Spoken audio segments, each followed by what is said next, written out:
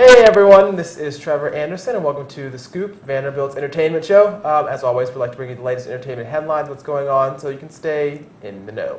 We're going to start things off like we always do, kicking off last weekend's box office. Box office this week had three pretty close contenders for the number one spot. Coming in number 3, debut of Ghost Rider, Spirit of Vengeance, the sequel to the original film starring Nicolas Cage, brought in about $22.1 million. Of course, the sequel came out about 5 years after the original, so $22.1 million is a pretty soft opening. Of course, comic books tend to do more in the 30-40 range, but we'll be interested to see in the next few weeks if Ghost Rider can keep up with that or not. Coming in number 2, off the Valentine's Day rush, is The Vow, which brought in another $23 million. Of course, the film starring Channing Tatum was a huge hit from Valentine's Day weekend, dropping one spot from number 1 last week. But of course, with the holdover from Valentine's weekend, it still brings another $23 million and probably will do very well in the next few weeks, force us to slide off as the Valentine's Day rush wears off. But inching its way to number 1, up from number 2 last week, is Safe House, the new film starring Denzel Washington and Ryan Reynolds. It brought in $23.6 million over the weekend, enough to bring it up one spot to number 1. You typically don't see many movies increase in box office showing, especially to the number 1 spot after debuting at number 2. But of course, these actors proved they could do it, and Denzel Washington adds another number 1 box office hit to his record. Now, as always, we've got Billboard's top 5 singles of the week, as reported by Billboard.com. Now, this week especially is dominated by none other than Adele, who sticks at 2 songs in the top 5 this week. Of course, Adele won 6 Grammy Awards over the weekend, and 2 weekends ago, including Album, Record, and Song of the Year for the album 21 and the song Rolling in the Deep. Of course, she ties Beyonce as the female artist with the most Grammy Award wins in one night. Of course, Beyonce won 6 Grammy Awards back in 2010 for her work on I Am Sasha Fierce, and Adele joins the club. Also noting that Adele had a perfect sweep at the Grammy Awards. She was nominated for 6 awards and took home all 6.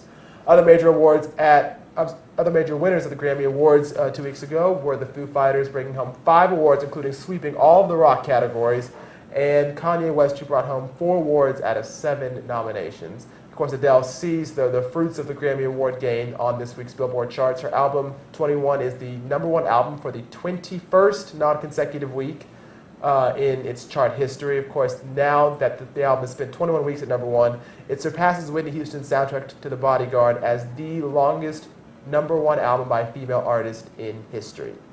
And also, it also posts a huge gain this week. It sold about 230,000 copies last week.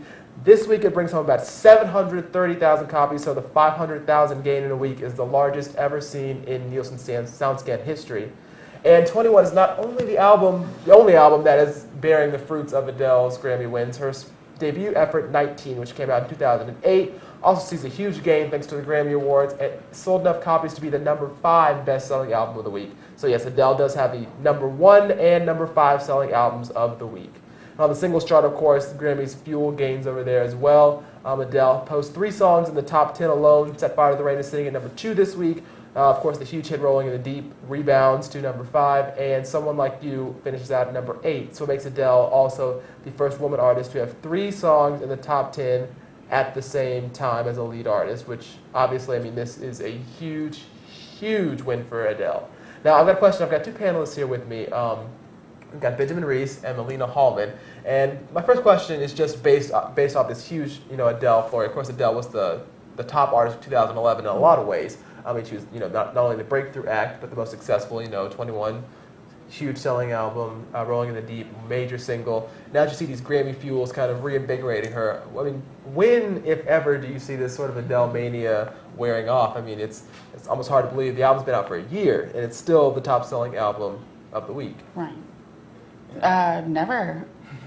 She's going to live forever. No, she has a very, timeless kind of talent that isn't like a fad that I think would come and go as people kind of grow on her and then get sick of her. So I think she'll be around for a while.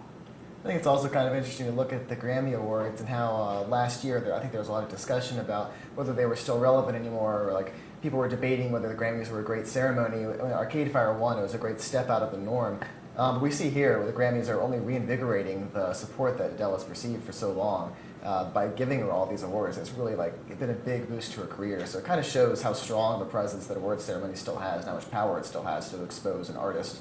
Yeah, I mean, definitely. Also, I'm helping that out. It was the second highest rated Grammy Award show ever. So you've got, 50% gain over last year. So you've got millions of people tuning in. I mean, most people attribute that to two factors. Of course, Whitney Houston's timely passing the night before brought in a lot of viewers to see how and if they were going to pay tribute to her, in what way. Obviously, Whitney Houston, especially in an award show like the Grammys, where it's less on popularity and more on merit. I mean, Whitney Houston influenced a huge number of artists who were sitting in that crowd that night. And also the fact that Adele is the top artist probably brings in a different demographic than you might expect normally at the Grammy Awards. Of course, she's a huge mainstream artist, but not in the same vein as a lot of the other. I mean, Kanye West nominated 7 times. You've got a lot of mainstream acts in the R&B rap field, and Adele might bring in a lot of older viewers who haven't watched the Grammys in a long time or something along that line. Now, of course, we'll be interested to see how Adele continues these Grammy gain fuels. I mean, I can't see these out. Unlike most award shows, she won't drop off next week after selling huge for 1 week. It'll be interesting to see how long 21 can stay at top of the album charts. I mean, of course, if it keeps going, it will soon pass Purple Rain for 24 weeks, maybe even rivaling up to Michael Jackson's 37 at Thriller. I mean, I wouldn't have suspected 21 would have 21 weeks at #1, so exactly. Anything's possible. All right, now, of course, the Grammys were music's sort of break in the film industry, but the film industry is taking its biggest award show this Sunday night, and Hollywood's Oscars will be on hand. February 26th is the date for the Academy Awards. Of course, we've got a few of your Best Picture nominees up right now. You can see that Midnight in Paris and Moneyball, Tree of Life, and War Horse are 4 of the 9 films nominated for Best Picture, as well as The Artist, The Descendants, Extremely Loud and Incredibly Close, The Help, and Hugo. Now, of course, 9 Best Picture contenders, 10 possible spots, but 9 Best Pictures. So what do you think that says about the Oscars field of film in 2011? I mean, you got 10 slots, and you picked 9 films. And for me, maybe, I don't know how the awards thing works. Maybe they had a tie for 10th. They had to take them both out. I don't know. But I think it's an odd choice. I think it's strange they didn't nominate Melancholia. They didn't nominate Warrior, or plenty of other films during the year. And they did nominate Extremely Loud and Incredibly Close, which no critics have really been very excited about. I haven't seen it. I've heard some people say it's a good film, but it hasn't gotten the kind of support that a Best Picture nomination usually would bring. So I think it's nice that having 9 awards compared to 5 in the past, they get to nominate. It's 9 nominations. They get to bring in a more varied field of films. I think it's odd they didn't get the 10th spot. Right. Yeah, no, I agree. Okay. All right. Now, of course, 9 films that are hugely popular, but one more or less seems to be sort of the favorite this award season, and that would have to be The Artist. It's won a number of awards from various organizations, different guilds. It won a few major awards, the Golden Globes and Critics' Choice Awards.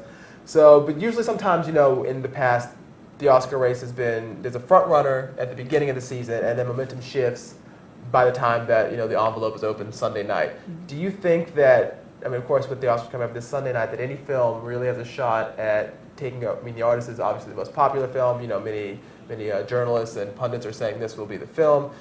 Do you think that any film might stand a chance of overtaking it between now and Sunday?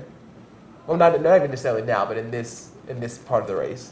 No. I don't think so at all. Yeah. No. I mean, like you're saying, there's been past years. I mean, what was it? Like last year, King's Speech pulled away from the Social Network. We had No Country for Old Men pull away from There Will Be Blood a few years before that. I haven't seen anything this year that's pulling away from The Artist. And part of me still hopes, I like The Tree of Life. It was my favorite film of the year. I still kind of hope that's going to win, but I don't think it's going to. I mean, The Artist has the momentum. It has the other award ceremony with victories, and I think it's going to just keep going and sweep the Oscars on Sunday. Yeah, absolutely. It's too strong of a force to stop. Nothing can pull it off its tracks. I mean, it'll be very interesting to see if The Artist wins. I mean, of course, the silent film will be the first silent film in over 80 years to win the Academy Award, which will be a huge milestone. Absolutely. But I think definitely that one of my favorite films of the year, so I'm really pulling for it personally. Yeah.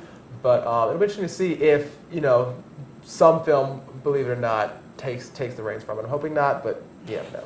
Now, usually, of course, with the Best Picture award, Best Picture and Best Director tend to go hand in hand these past few years. I mean, you've seen last year The King's Speech, but many people thought David Fincher was going to be the recipient, but he was not. And as you can see, these year we've got 5 actually really outstanding directors. We've got Woody Allen for Midnight in Paris, Michelle Jovanovic for The Artist, Terrence Malick for The Tree of Life, Alexander Payne for The Descendants, and Martin Scorsese for Hugo. Now, those are some pretty heavy hitters. You've got, Woody Allen, Martin Scorsese in there. But of course, with The Artist being the favorite film, many people, Michelle will take home the Best Director Oscar as well. Of course, it's relatively unknown to the sort of American film industry. But most importantly, he won the Directors Guild of America Award, which in its history has only differed from the Oscar 6 times in over about 60 years. So that's, if any award they say in Hollywood is the best indicator of any other award, it's the DGA and the Oscar for Best Director. And of course, do you think that maybe, for example, many people think that Scorsese, who scored a Golden Globe victory, would take this away from Michelle? It's a good question.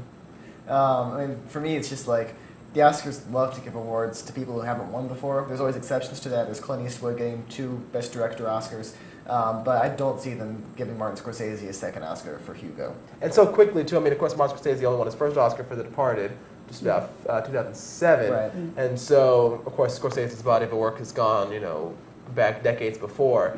I agree, it would be kind of weird giving him 2 Oscars in the span of 5 years when you went, 20 years without recognizing him. But do you think that maybe some people think that in some ways, Hugo's 3D might have been much more of a challenge to direct, and Scorsese pulled it off very well. The Artist, to some people, is a very simple film. And, in the sense that it's, black and white, linear plot line, nothing as complex as 3D. But do you think that might weigh into people's considerations, or do you think just the fact that The Artist is, The Artist as a film stands as testament? I think that it was very brave to do The Artist. Like you said, there hasn't been a silent film in 60 years, 80? Well, it won't be the first silent film to win Best Picture. But even the first silent film to probably make, a noticeable entry into the marketplace. Sure. And I'm a big believer in the DGA, so I think that that's a strong correlation. For me, like when I think about a silent film, or about The Artist in particular, I don't think that it's. I think most people perceive it as being a simple film, but that the actual to tell a story when you don't have sound requires a really intricate mise-en-scène, a really intricate cinematography, and I think the film really communicated a whole lot within those limitations to a degree that I think the Academy is going to recognize. I think that's one of the reasons, along with the DGA award, that The Artist is still the front runner for the Best Director Oscar. Definitely. Okay. Well, of course, we will also focus on, for a second, the acting races, because, of course, those are some of the most contested in Hollywood. Of course, we've got Best Actor, Best Actress, are huge awards. Best Actor nominees this year, we've got Damien Bashir for A Better Life, George Clooney for The Descendants, we've got Jane Dujardin for The Artist, we've got Gary Oldman in Tinker Tailor Soldier Spy, and Brad Pitt in Moneyball.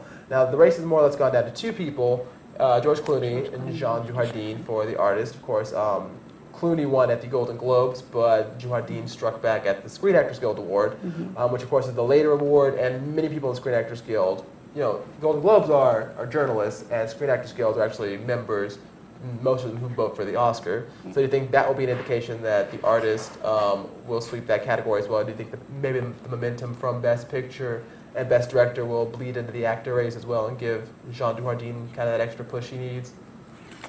I personally hope that Jean Dujardin wins, personally, because I'm a little cynical, that Clooney won because I'm a big DiCaprio fan, and he did not win. So I don't know. That's personal bias, but you can't deny Jean Dujardin. I think the clarity of which he can. Of course, not having words is for a lot of people a huge handicap. But the clarity he was able to give to the role, even though he had no lines. I think he told the story very well. Obviously, he was a character that I really felt for the whole time. I think it was just a really remarkable performance, especially in a medium that isn't as popular nowadays. Yeah, I agree. I think Dujardin, if I'm saying that right, really did give a magnificent performance. And I always tell people, if he'd been alive in the 20s or the 30s, he would have been the 20s, he'd have been the perfect silent film star. He really pulls it off. I also think Brad Pitt has a big chance here. He's an actor who, I'm right in saying he hasn't won an Oscar. Right. And I think that he's gotten a lot of recognition for Moneyball, and this might be the award a lot of people who liked that film, who want to give it something, choose to give it. I mean, that's interesting. I do think Brad Pitt has a major hurdle to overcome. But I mean, he's in 3 really well received films. I mean, he was in also Tree of Life, and Moneyball, and very all well received. So many people think that might, just having a good body of work might cap off Brad Pitt's year. I mean, it has been a very good year for him, even though he hasn't been maybe quite as recognized as Ryan Gosling or other people who've had huge years. But as far as his career goes, this might be Brad Pitt's best year as an actor. Kind of the opposite of the Norbit effect. When you have a lot of good films, it adds to your momentum. The Norbit effect. I still think Eddie Murphy should have won the Oscar, but which is kind of weird to think like Eddie Murphy should have an Oscar, but he should.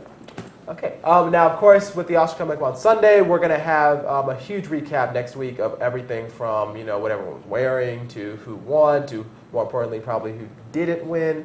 But in the meantime, you can also keep up with the Oscars at Oscars.com. We've got all the listed nominees for all the categories.